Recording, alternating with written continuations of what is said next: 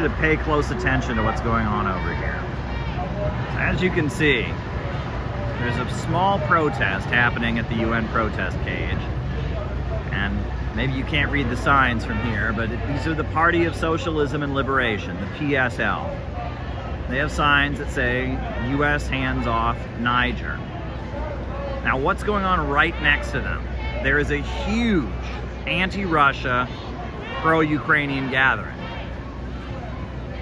And you'll notice the PSL has no signs supporting Russia, supporting the Russian people, and against the bombing that they endured at the hands of the US-backed NATO fascist regime. Nothing.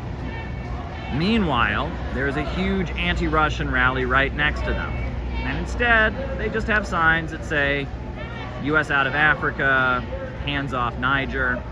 But they just conveniently are avoiding the issue.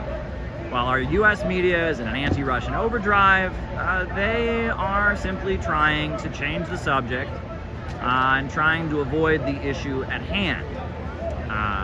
And if you look at what's going on in Africa, it is highly related to what is happening in Russia and in Ukraine.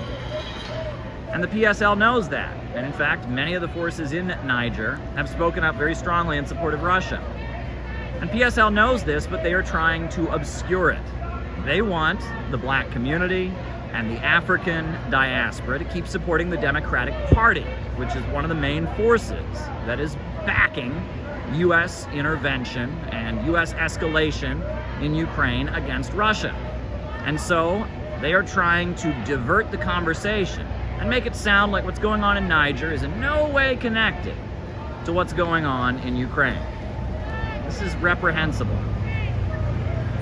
Instead of having an anti-imperialist rally, instead of saying what the African leaders are saying about how Russia is a friend of the people of Niger and Ukraine is a proxy of the US imperialists, PSL wants to have an identity politics, white guilt conversation about, it's basically the equivalent of the Queen of England, patting little African kids on the head, and they want to change the conversation because they're pandering to liberals who think that Russia is fascist. That's what's going on here. You'll notice there's not a single sign there talking about how Russia is a friend to the African people. There's not a single sign there saying what the African leaders are all saying, which is that Russia and China is our friend. Instead, they want to have a liberal conversation. They want to mobilize the middle-class white liberals to feel sorry for those poor African people and change the subject to not be about capitalism and not be about imperialism and not be about economics, but to instead be about how white people are the problem, how white people are the problem because they have so much privilege, and they want to echo exactly the same identity politics, guilt spiel that you learned in your workplace. They want a conversation about guilt and liberal activism, and there's a huge fascist pro-Ukraine mobilization right next to them. And they're not confronting it in any way. They're just trying to change the subject.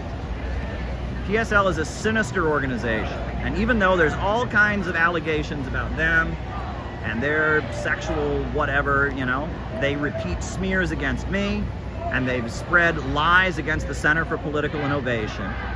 They've joined with BreadTube to repeat that we are neo-Nazis, even though we are standing in solidarity with oppressed people against the emerging low-wage police state.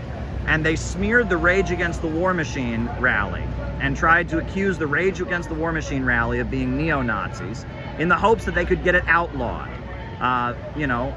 It's pretty unbelievable. They were trying to incite Antifa to attack and violently attack the Rage Against the War Machine rally. PSL is an evil organization. They're pretending to take the correct position on Africa right now and to support the people of Niger. But they're intentionally not confronting the issue of Ukraine and Russia. They're intentionally diverting the conversation. It's really sinister what they're doing, right? Instead of having a conversation about imperialism, the PSL is over there having a conversation about how we need to feel sorry for the poor Africans, and this has nothing to do with Russia and Ukraine. Very classic.